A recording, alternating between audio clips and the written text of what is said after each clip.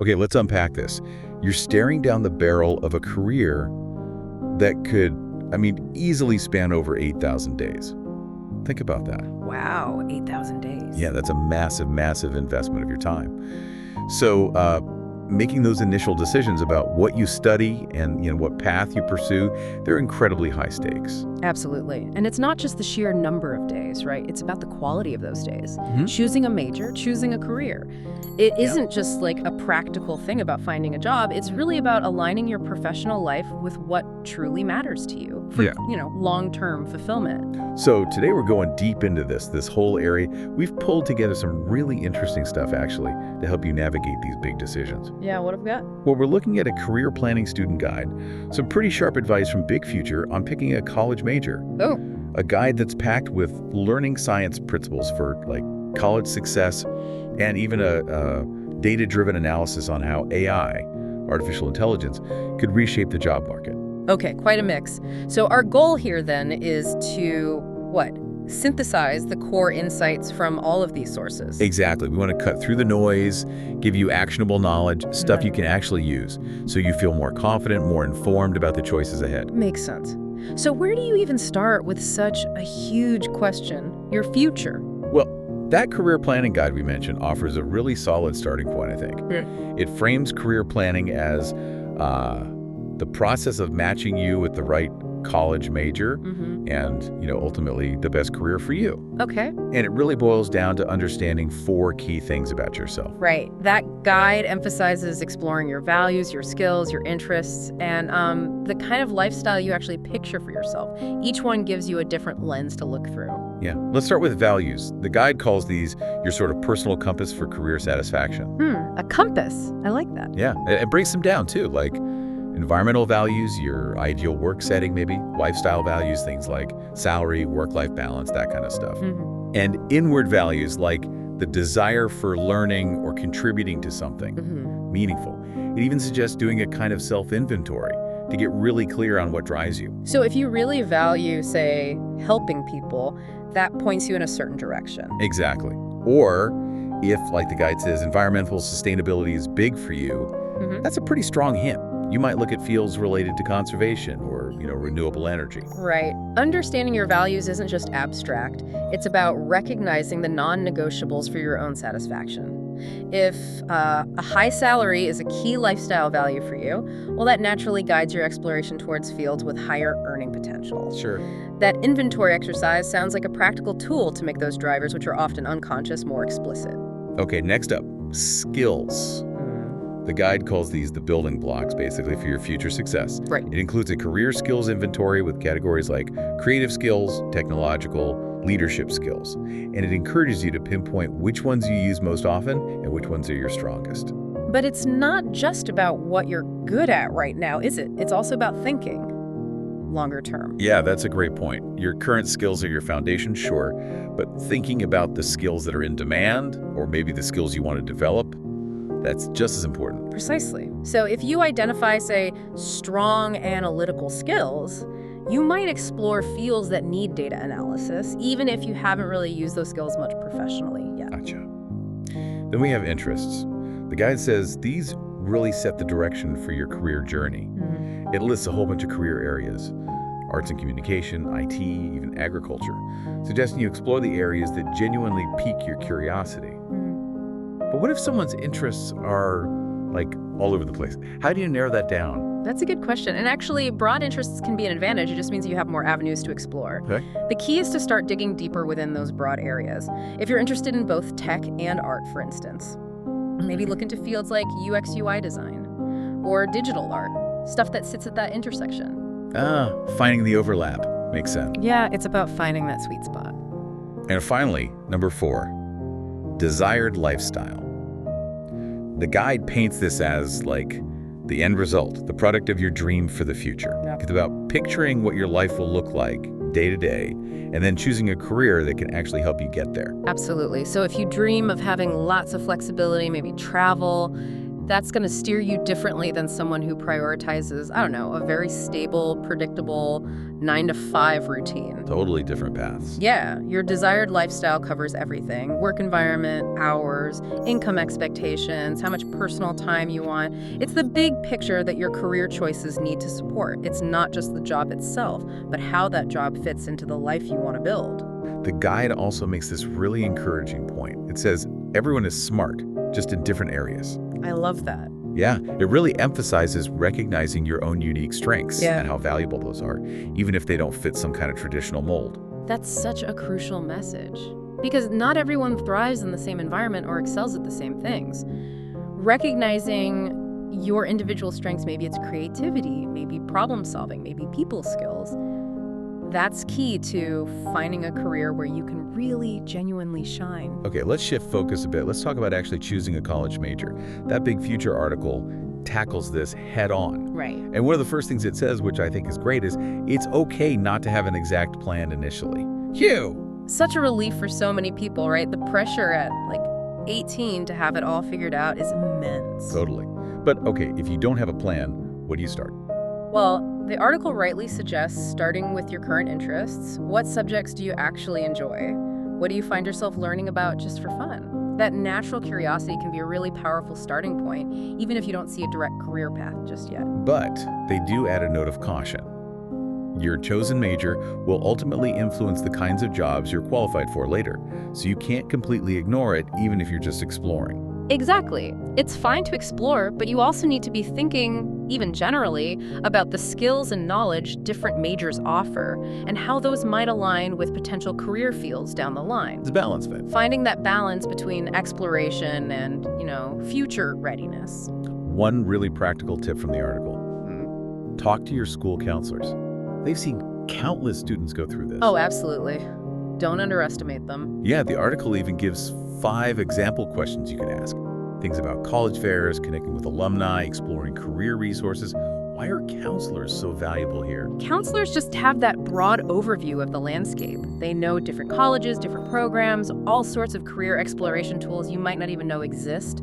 They can offer personalized guidance based on your specifics. And it's not just counselors. The article also says reach out to professionals, people actually working in fields you find interesting. Yes. Get the inside scoop. Learn about their career journeys. How did they get from college to where they are now? What kind of questions should you ask these folks to get the good stuff? Good question. Definitely ask about their day-to-day. What do they actually do? What skills are most crucial? What are the biggest challenges? Okay. And maybe ask how they got started, what path they took. You could even ask, what do you wish you'd known when you were in college? Those first-hand accounts, they give you a much clearer picture than just reading job descriptions online. Good point. They also wisely suggest having some backup major options. Just in case your first choice doesn't work out or, your interests change. Why is Plan B so important? Well, life happens. Your interests evolve. Yeah. You might take some courses in your chosen major and realize, this isn't for me. Right. Having alternatives already considered stops you from feeling totally lost. It makes switching paths much smoother. Okay, here's a comforting fact from the article. Most colleges don't actually make you declare a major until the end of your sophomore year. Yeah, that's a good chunk of time. It gives you time to explore different subjects through electives. How can students really make the most of that exploratory period? Use those first couple of years strategically. Take classes and subjects that genuinely intrigue you, even if they don't seem directly related to your initial idea. This is your chance to discover new passions, maybe uncover career paths you hadn't even thought of. Don't be afraid to step outside your comfort zone a bit. Okay, but there's a small catch sometimes. The article points out that occasionally your chosen major can impact your chances of getting into certain programs, especially those with limited spots, or maybe areas the college is trying to grow. Right. So it's worth doing your homework on the specific programs you're interested in at each college. Check their admission requirements. See if declaring a specific major early helps, or if there are any restrictions. Good advice. And finally, they touch on the time investment. Different degrees take different amounts of time, as a bachelor's, master's, doctorate. Yeah, it's not always just 4 years. Especially fields like medicine and law, right? They really highlight those extra years required. Exactly. Understanding the full educational commitment for your desired career path is crucial. Those extra years of school, residency for doctors, That's a huge factor to weigh in a decision. Okay, let's switch gears now. How can the actual science of learning help you navigate these big college and career decisions? We looked at this guide, College Success, Using the Science of Learning. Yeah, this is fascinating stuff. It basically gives you a framework for how to learn most effectively, which is super relevant when you're trying to absorb all this information about different careers and what you need to study for them. Right, optimizing your learning process for better choices. Exactly. So, one of the big principles is spacing. The idea that you remember things way better long term if you study them in chunks, spread out over days, not crammed all at once. How do you apply that to career research? Okay, so instead of spending a whole Saturday glued to your computer researching careers. Yeah, the research binge. We've all done it. Right. Instead, maybe dedicate an hour or two each day over a week. Let the information sink in. It prevents overload. You could research one career path Monday, another Wednesday, then compare them on Friday. Spaced out. Okay. Then there's tackling, which is about active engagement, focused concentration. Passively reading isn't enough. You need to actively process the information. Organize concepts, make connections, especially when researching careers. What does active engagement look like here? It's definitely not just reading job descriptions. It's thinking actively. How does this career align with my skills, my values? It's asking questions, comparing roles, maybe even drawing charts or diagrams. Okay. Connecting what you learn to your own life and goals. Retrieval is another big one. Practicing pulling information out of your memory strengthens it. So testing yourself on what you've learned about careers and skills could be really useful. Yeah, how could you do that practically? Well, maybe after researching a career, try summarizing the key points in your own words without looking at your notes. Okay, like a mini presentation to yourself. Yeah. Exactly. Yeah. Or make flashcards, job title on one side, skills or responsibilities on the other. Quizzing yourself regularly really boosts retention. Got it. The guide also talks about pursuing interests linked to a higher purpose, because that intrinsic motivation makes learning about potential careers much easier. Right, if you're just researching because you feel you should versus genuine curiosity, it sounds like the learning just won't stick as well. Exactly. When you're genuinely interested, you're naturally more engaged, more curious. It feels less like a chore, more like an exploration. Leads to deeper understanding, better memory. It also pushes for a growth mindset, believing your abilities can be improved through dedication, hard work. That seems super relevant when you're facing complex career paths or maybe educational requirements that seem daunting. For sure. A growth mindset helps you see challenges not as failures, but as chances to learn and grow. If a career path seems tough to understand or needs skills you don't have yet, Yeah. a growth mindset says, okay, I can develop those skills. I can learn what I need to know. And then there's self-efficacy, believing in your own ability to succeed. Apparently, this actually boosts your learning processes. How do you build that belief when facing these huge decisions? Start small. Set realistic research goals. Celebrate making progress. Focus on your strengths, your past wins. Talk to people who believe in you, who offer encouragement. Building that confidence in your ability to figure this out is key. Okay, reflection is another one, thinking critically about the connections between different career paths, the skills they need, and your own values and interests. It's not just gathering facts, it's making sense of it all for you. Reflection is where you pull it all together, see the bigger picture, asking yourself, how does this career really align with what I care about? Does it use my strengths? Does it fit the life I want? And that leads to metacognition, which is basically thinking about your thinking. Meta. Yeah, being aware of how you learn best, how you make decisions, so you can use those processes better in your career exploration. Metacognition means being conscious of your strategies. Are you visual? Do you learn by talking things through? Knowing your style helps you tailor your research. If you're visual, maybe mind maps are great for exploring career options. The guide even mentions Bloom's taxonomy briefly, that framework of cognitive skills.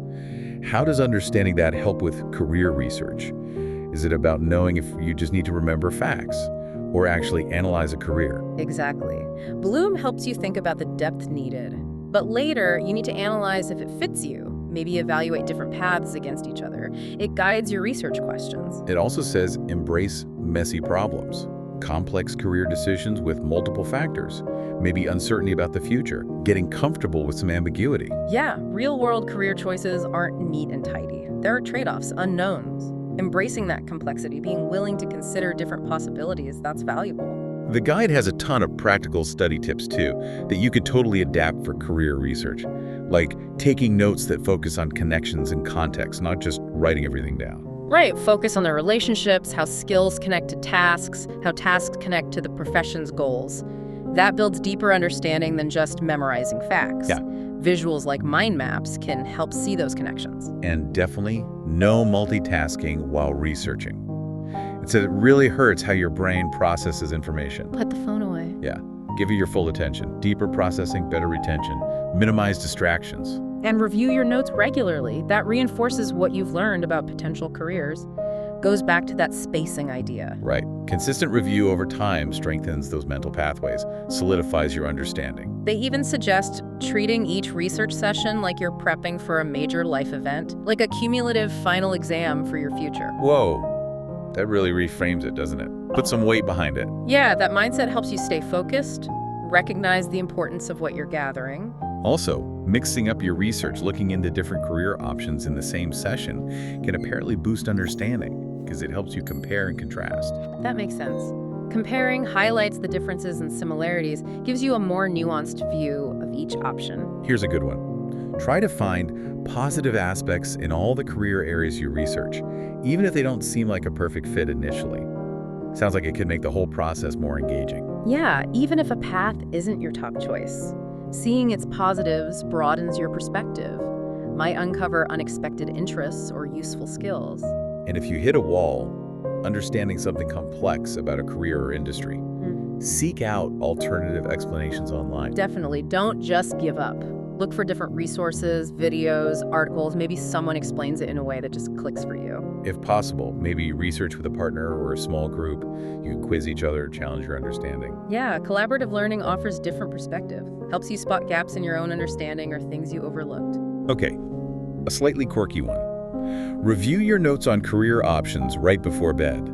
Supposedly helps your brain consolidate the info while you sleep. Hey, worth a try, right? Take advantage of that recency effect for memory consolidation. Self-quizzing and doing extra homework, digging deeper into areas that really interest you, is strongly recommended for deeper learning. Active learning, self-testing, exploring further, that leads to much more solid understanding. And of course, they mentioned getting good sleep, crucial for effective learning and decision-making. A tired brain just doesn't work as well. Absolutely fundamental. Sleep affects memory, concentration, decision-making, everything you need for this process. Creating some kind of plan for outlining potential career paths, even a basic one, helps keep your research organized. Yeah, a structured approach makes sure you cover key aspects for each career and helps you compare them systematically. And obviously, double-checking your research and plans. Just good practice. Always wise to verify info from multiple reliable sources, especially for big decisions like this. The guide suggests finalizing a main career idea before you get into super detailed planning, but stay open. Your interests might evolve. Have a direction, but don't be rigid. Right. Have a primary focus to guide initial planning, but keep that flexibility to adapt if you discover new interests or opportunities pop up. Creating an outline of potential paths and then explicitly linking them back to your values, skills, interests that helps you see the alignment. It's like a visual check. Does this path really connect with who I am and what I want? Makes the decision more intuitive. Brainstorming ideas over time, not all at once, can lead to more creative possibilities too. Yeah, give yourself space. Don't pressure yourself for immediate answers. Let ideas percolate. Evaluating your initial ideas against your final choices is also good practice. See how your thinking evolved, make sure your decisions are well-reasoned. Tracks your progress, ensures your final choices align with everything you've learned and considered. Finding a peer, maybe a friend, to talk through your ideas and reasoning with. That can offer a fresh perspective, help clarify your thoughts. Totally. Talking it out helps you spot blind spots or maybe weaknesses in your arguments for a certain path. And finally, the guide strongly advises using career planning services and specialists. Don't go it alone if you don't have to. Yes. Professionals have the expertise and resources for personalized guidance. Take advantage of those services if they're available to you. Okay, let's pivot now to something huge shaping the future of work. AI. Artificial intelligence. That empirical analysis we looked at has some critical insights, stuff you really need to consider when thinking about your future career. Yeah, understanding how AI might change the labor market isn't science fiction anymore. It's happening now, and it's going to increasingly influence what jobs are available and what skills are needed. The analysis really stresses that to get AI's impact, you need to understand the motivations, the economics driving its development and use. It's not just the tech itself. Right. The incentives behind AI will shape where it gets applied first and most heavily. And that tells you which jobs and tasks are most likely to be affected. Understanding those drivers gives us a better basis for predicting changes. The study uses a task-based approach. It looks at the specific tasks within jobs to predict if AI might complement or substitute human labor. So it's not just looking at job titles like accountant or writer. Exactly. It breaks jobs down into tasks. That lets them pinpoint which activities are most vulnerable to automation or augmentation by AI. It's a more granular picture. Okay, so what did they find? Well, a key finding is about occupations with high AI exposure, meaning lots of their tasks could be done by AI and low requirements for AI-related job performance, meaning the workers don't necessarily need to understand or use AI directly. Those jobs seem most vulnerable right now and aren't showing strong signs of adapting yet. What kind of jobs are we talking about there? Often, those involve routine information processing, data entry, basic content generation, tasks that AI is getting really good at, without needing much human oversight or advanced tech skills from the worker. But interestingly, the analysis also found increasing demand for workers in AI-exposed jobs that have high AI-related performance requirements. So people who can work with the AI. Exactly. It suggests that in some fields, AI is actually creating a need for people skilled in leveraging it. It's acting more like a tool that enhances human abilities. That makes sense. It won't replace everyone. It'll create new needs, too. The analysis points out predicting the long-term impact is tricky with general-purpose tech like AI, because they can create entirely new industries, new types of work we can't even imagine yet. They call them augmentation innovations. Right, like the internet. It disrupted some jobs, but created countless new ones. AI might follow a similar path. Some jobs lost, but maybe new ones emerge. It's also kind of reassuring, historically speaking. While new tech often sparks fears of mass unemployment, they mentioned the Luddites' overall employment rates have actually stayed relatively stable, despite huge tech advances. The economy seems to adapt. History suggests that while the types of jobs change, it doesn't necessarily mean a net loss of employment long term. New industries, new roles often pop up. The analysis specifically mentions those highly AI-exposed jobs with low performance requirements often involve routine tasks, information processing, basic content creation, areas where AI is making big strides. Yeah, current AI models, especially generative AI, are getting very capable at automating or speeding up those kinds of tasks. Now, here's a concerning finding. Workers in these potentially vulnerable jobs, high AI exposure, low performance requirements tend to be those with less than a bachelor's degree. And women are disproportionately represented in this group. That raises some serious equity concerns. It suggests AI's impact could worsen existing inequalities. We might need targeted support, upskilling for these groups. They also looked at age. AI exposure is fairly consistent for workers over 25. But the rate of high exposure combined with low performance requirements actually increases with age. Maybe linked to lower college completion rates among older workers? That could mean older workers in certain routine roles might face a higher risk of displacement, maybe with less time to pivot or learn new skills. Looking at historical trends, the analysis showed slower growth in those low-skill, high AI exposure jobs compared to jobs needing high AI skills or jobs with low AI exposure overall. And this trend was visible even before the recent AI boom. So this provides some evidence that the vulnerability of these jobs isn't brand new. The latest AI advancements might just accelerate a shift that was already underway. But here's an interesting twist. The study also found workers in these low-performance requirement jobs are increasingly likely to change occupations. Oh, where are they going? Often moving into jobs not exposed to AI, or even into AI-exposed jobs that have higher performance requirements. It suggests some adaptation is already happening. Okay, that's an encouraging sign. Resilience, adaptability in the workforce, people seeking out new opportunities, maybe upskilling. And the analysis suggests changes in job requirements over time point to a broader upskilling trend across the workforce generally, not solely driven by AI, but perhaps sped up by it. Yeah, a general move towards jobs needing higher-level skills, more cognitive abilities, makes continuous learning even more crucial for everyone. The researchers wrap up by emphasizing that while AI brings big potential shifts, we really need thoughtful policies from government society to make sure these changes benefit workers broadly. to avoid widespread displacement or more inequality. Right. Proactive steps like investing in education, training, maybe stronger social safety nets, those will likely be needed to help workers through transitions and share the benefits of AI more fairly. Okay, so pulling all this together, how can you, the listener, use this information for making smarter decisions about college majors, future careers? What are some concrete steps? Well, it really loops back to the beginning, doesn't it? Understanding yourself, your values, skills, interests, use those as your guideposts. Definitely. But now, more than ever, you absolutely have to factor in the potential impact of AI on different fields you're considering. Absolutely. And make sure you're proactively using those career planning resources, talking to counselors like we discussed. Get that tailored advice. And remember, career planning isn't a one-and-done thing. It's ongoing. Stay curious, keep learning, be willing to adapt as you learn more and as the job market itself changes. Given everything about AI, it really feels like continuous learning and adaptability are just paramount now. What kinds of skills seem particularly resilient, less likely to be automated? Skills involving creativity, critical thinking, complex problem solving, strong interpersonal communication. Those human-centric skills. They're much harder to automate. Focusing on developing those seems like a smart bet. And remember, choosing a major, a career, it's a journey. It's okay for your plans to change as you learn more about yourself and the world. Don't feel locked in. Stay open. Be willing to pivot if you find a new passion or if the job market throws a curveball. Flexibility is a huge asset. It feels like finding that balance is key. Pursuing what you're passionate about, but also being realistic about future job trends, especially with AI in the mix. How do you find that sweet spot? It's about being strategic.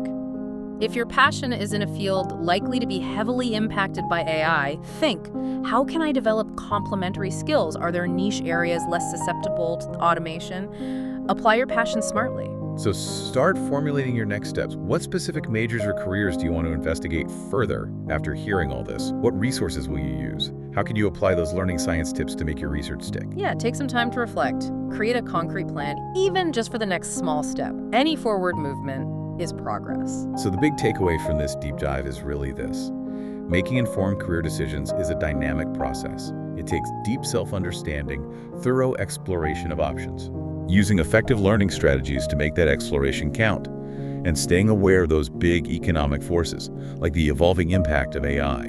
It's a journey, combining looking inward with looking outward at the changing world. Requires both introspection and awareness. And here's a final thought to chew on. In this rapidly changing world, how will you proactively blend your unique talents and passions with the evolving demands of the future workforce? To forge a career that's not just successful and secure, but also deeply meaningful and fulfilling for you. That's the multi-million-dollar question, isn't it? Keep asking those questions, keep exploring, keep making those empowered choices that will shape your future.